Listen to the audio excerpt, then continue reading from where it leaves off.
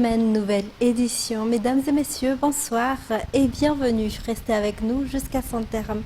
À la une de l'actualité, l'examen du CEPE se tiendra demain, mardi 16 juin. Depuis la semaine dernière jusqu'à ce jour, les candidats accompagnés de leurs parents ont pu se rendre dans les centres d'examen pour repérer leur salle. À la veille de l'épreuve, les élèves se disent prêts à affronter cet examen officiel. Selon ceux rencontrés par nos équipes, les matières qui nécessitent encore quelques révisions de dernière minute sont principalement le français et les problèmes. Pour plus de détails. Nous sommes à l'EPP Manakambaïni, l'un des centres d'examen du CEPE demain. En cette veille d'examen, plusieurs candidats accompagnés de leurs parents sont venus repérer leur salle d'examen afin d'éviter toute difficulté le jour J. Les élèves interrogés affirment être prêts à passer les épreuves. Toutefois, beaucoup reconnaissent vouloir consacrer leur dernière heure de révision au français ainsi qu'aux problèmes de mathématiques. Du côté des parents également, les préparatifs sont bien engagés. Certains prévoient un repas particulier pour leurs enfants afin qu'ils abordent l'examen dans les meilleures conditions. Les fournitures nécessaires ainsi que les vêtements chauds sont également préparés avec soin. Au total, 583 463 candidats sont attendus demain dans l'ensemble des centres d'examen à travers Madagascar pour passer le certificat d'études primaires élémentaires. Un rendez-vous important qui marque la fin du cycle primaire pour des centaines de milliers d'élèves. Et l'émotion reste vive à Mbuji-Mayi après la découverte du corps sans vie de la petite Marina. Alors que l'enquête se poursuit pour identifier l'auteur de ce crime, une personne affirmant connaître le responsable aurait contacté la famille pour exiger une somme de 3 millions d'ariars en échange de cette information. Les détails avec Andnena Martina sur les images de l'équipe de Viva à Mahajang. C'est dans les eaux de la rivière Kamour que le corps sans vie de Marina, une fillette de seulement 6 ans, a été retrouvé avant d'être ramené sur cette petite berge. La victime résidait dans le Fuktan de Betaikilch, commune d'Mbuji-Mayi, dans le district d'Ambatbwen. Alertée par les habitants, sa famille s'est rendue sur place et a malheureusement confirmé l'identité de l'enfant. Marina avait disparu dans la soirée de jeudi. D'importantes recherches avaient alors été engagées par ses proches et les habitants du village. Son corps a finalement été découvert dans la matinée du vendredi 12 juin. Selon les premières constatations, le corps présentait un état de dégradation, laissant supposer que la fillette aurait subi des violences sexuelles avant sa mort. La famille est plongée dans une profonde douleur et s'interroge toujours sur les circonstances exactes du drame. Qui a pu commettre un acte d'une telle cruauté ?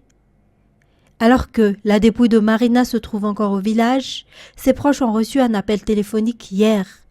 L'interlocuteur a affirmé connaître l'identité de l'auteur du meurtre et aurait exigé 3 millions d'ariars pour révéler cette information. Face à cette situation, la famille appelle les autorités à intervenir rapidement et à poursuivre les investigations afin de faire toute la lumière sur cette affaire. Selon les informations qu'on a reçues, une enquête a déjà été ouverte. Les recherches se poursuivent afin d'identifier les responsables et de déterminer avec précision les circonstances de ce drame qui a profondément bouleversé la population d'Mbuji-Mayi.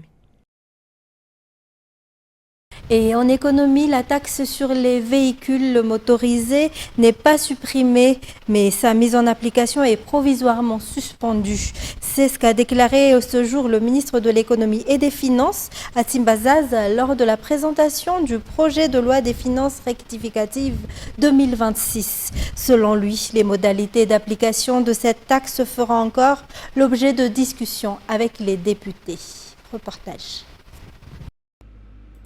L'économie malagache demeure fragile, a souligné le ministre de l'économie et des finances.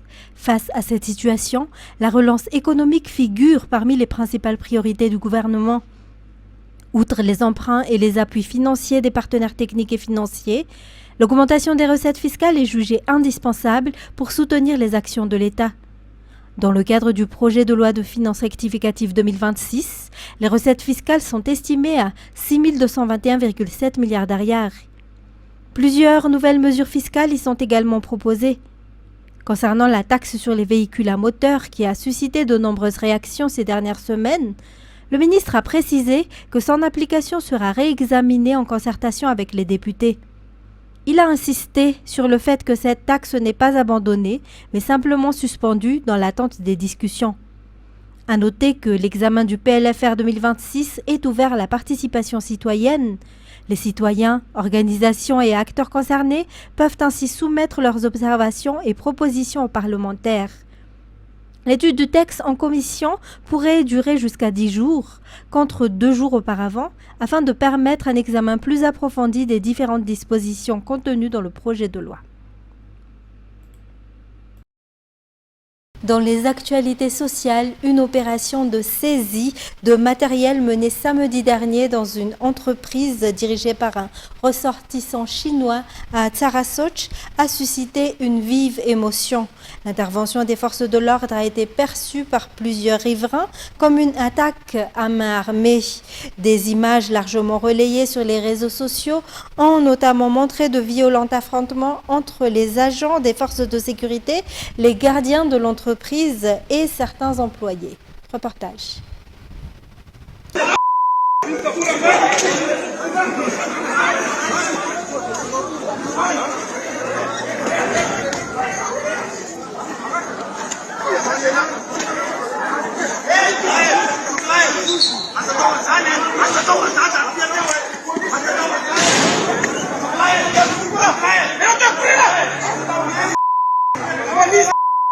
Ils sont plusieurs agents des forces de l'ordre regroupés sur les lieux.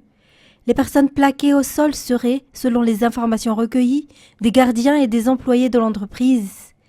Comme le montrent les premières images, certains agents de sécurité auraient pris la fuite dès l'arrivée des forces de l'ordre.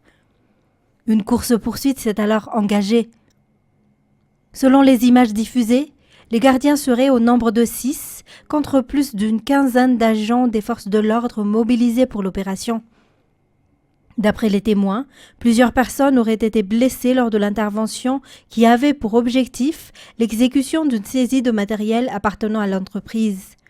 Toutefois, les vidéos filmées par des employés et publiées sur les réseaux sociaux ont rapidement suscité de nombreuses interrogations au sein de l'opinion publique. Beaucoup d'internautes ont d'abord cru à une attaque armée en raison de la violence. D'autres ont dénoncé le recours à la force observé durant l'opération, estimant que les circonstances de l'affaire ne sauraient justifier de tels affrontements.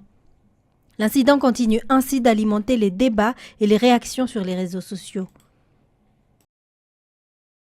Et l'entreprise visée par cette opération serait impliquée dans des activités d'escroquerie en ligne et dirigée par des ressortissants chinois. Selon les explications fournies par les autorités, l'intervention des forces de l'ordre avait pour objectif la saisie des matériels utilisés par cette société. Les gardiens auraient toutefois opposé une résistance à l'entrée des agents, entraînant des affrontements et des blessures. Reportage.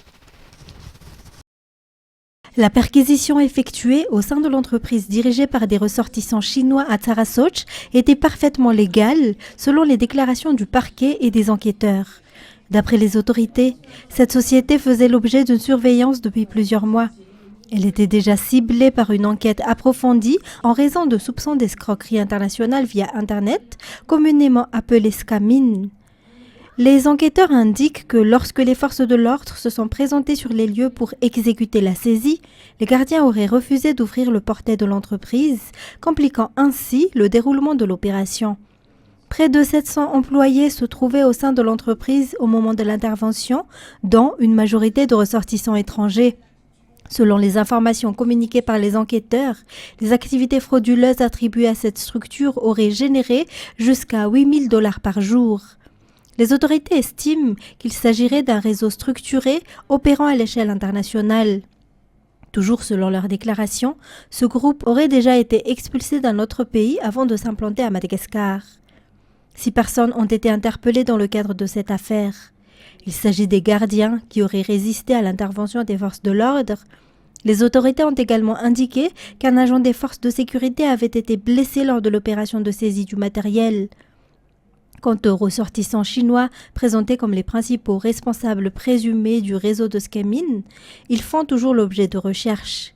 L'enquête se poursuit afin de déterminer l'étendue exacte des activités de ce réseau présumé et d'identifier l'ensemble des personnes impliquées dans cette affaire qui a suscité de vives réactions de l'opinion publique.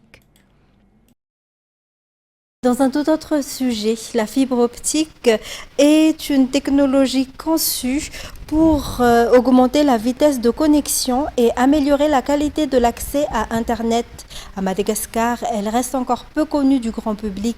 Aujourd'hui, ce sont principalement les petites et moyennes entreprises ainsi que les grandes sociétés qui ont recours à cette technologie pour leurs besoins en connexion Internet. Pourtant, selon les explications des techniciens, la fibre optique peut également être utilisée par les particuliers et les ménages. Actuellement, environ 54 000 utilisateurs sont abonnés à la fibre optique dans le pays, un chiffre qui montre que Madagascar accuse encore un certain retard par rapport à plusieurs autres pays africains en matière de déploiement et d'adoption de cette technologie. Afin de mieux faire connaître ses avantages et de promouvoir son utilisation, la foire de la fibre se tiendra les 18 et 19 juin prochains. Cet événement permettra au public de découvrir les opportunités offertes par la fibre optique ainsi que les perspectives de développement du numérique à Madagascar. Et côté sport, les grandes équipes continuent de confirmer leur statut lors de la Coupe du Monde de 2026. Plusieurs favoris ont marqué les esprits dès leur entrée en lice. Parmi les affiches attendues de cette soirée figure notamment la rencontre entre l'Égypte et la Belgique disputée au Lumen Field aux États-Unis. Par ailleurs, la première journée des groupes E et F s'est achevée ce matin. Narsour Azakassan. La première journée des groupes E et F de la Coupe du Monde 2026 a pris fin ce matin. Dans le groupe E, la Côte d'Ivoire était opposée à l'Équateur. Une rencontre particulièrement disputée pour les éléphants qui ont dû attendre les dernières minutes de temps réglementaire pour faire la différence. Les Ivoiriens se sont finalement imposés sur le score de 1-0 et empochent ainsi leurs 3 premiers points. Dans le groupe F, la Tunisie affrontait la Suède. Les Aigles de Carthage ont largement dominé la rencontre et se sont imposés avec autorité sur le score de 5-1. Pour rappel, l'Allemagne avait lancé les hostilités dans le groupe E en écrasant Curaçao sur le score sans appel de 7-1. Dans le groupe F, les Pays-Bas et le Japon se sont neutralisés sur un match nul de 2 buts partout. À l'heure actuelle, l'Espagne poursuit son entrée en compétition face au Cap-Vert dans le cadre de la première journée du groupe H. Dans le groupe G, la Belgique débute également son parcours et affronte l'Égypte dans une rencontre très attendue par les supporters. C'est ce qui nous conduit aux actualités internationales. Après des semaines de négociations laborieuses, les États-Unis et l'Iran sont parvenus ce jour à un accord pour mettre fin immédiatement à la guerre au Moyen-Orient, sur tous les fronts, y compris le Liban, avec une cérémonie de signature prévue ce vendredi à Genève. France 24. Après plusieurs jours de tergiversation sur la conclusion d'un accord entre les États-Unis et l'Iran, le dénouement est donné officiellement sur X par le médiateur clé pakistanais. À la suite d'intenses négociations, nous sommes heureux d'annoncer la conclusion d'un accord de paix entre les États-Unis d'Amérique et la République islamique d'Iran. Les deux parties ont déclaré la cessation immédiate et définitive des opérations militaires sur tous les fronts, y compris au Liban. La cérémonie de signature officielle aura lieu le vendredi 19 juin en Suisse.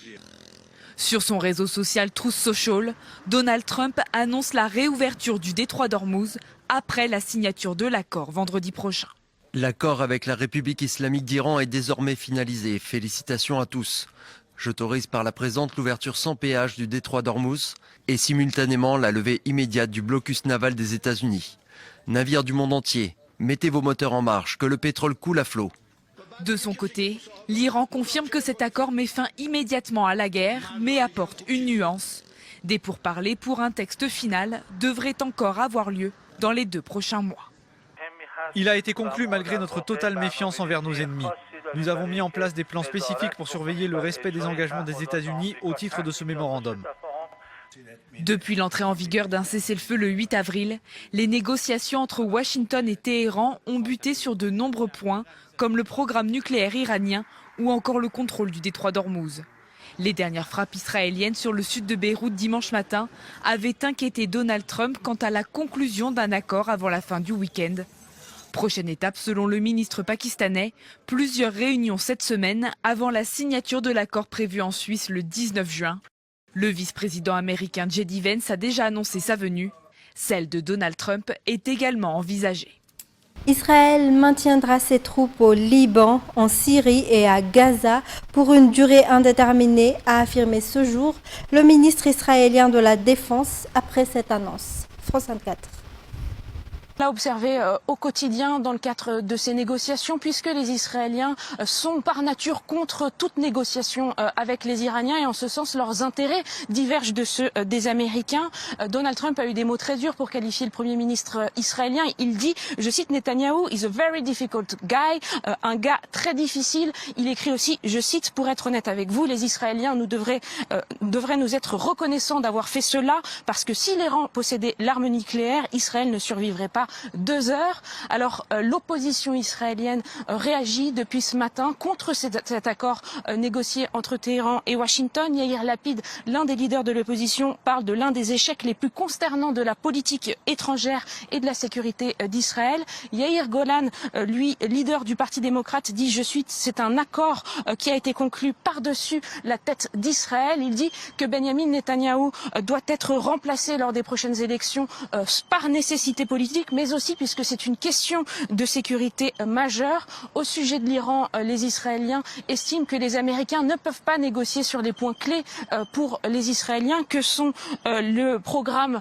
nucléaire, l'uranium enrichi à 60% et le programme balistique iranien. En bref, que cet accord conclu entre Téhéran et Washington, qui doit être donc signé officiellement vendredi prochain, il ne prend pas en compte les intérêts sécuritaires israéliens. Néanmoins, selon la plupart des experts avec qui on s'entretient régulièrement, Israël ne peut pas mener une guerre unilatérale contre l'Iran et sans le soutien des Américains, il est à peu près impensable d'imaginer qu'Israël puisse continuer d'attaquer l'Iran. Pour terminer, une cathédrale est en feu à Kiev, visée par une attaque russe massive, ont annoncé les autorités au moment où plusieurs grandes villes d'Ukraine sont également prises pour cible, comme Kharkiv, où au moins 5 secouristes ont été tués.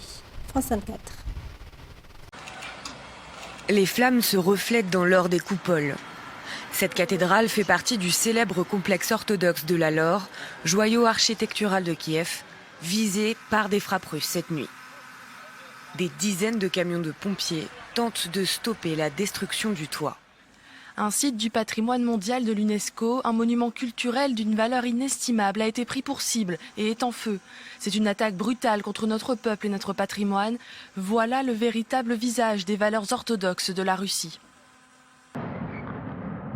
Alors que des explosions retentissent dans la capitale et que la défense aérienne intercepte certains des missiles russes, les habitants se réfugient dans les couloirs du métro, à l'abri des bombardements. Plusieurs grandes villes ukrainiennes ont été visées par une offensive russe massive cette nuit. À Kharkiv, 5 secouristes ont été tués alors qu'ils combattaient des incendies. Les autorités russes, elles, déplorent 3 morts dans une attaque de drones ukrainiens. En 4 ans de guerre, aucun cessez-le-feu durable n'a pu être conclu. Et nous voici au terme de cette édition. Mesdames et messieurs, merci à vous de l'avoir suivi. Au revoir et bonne soirée à tous.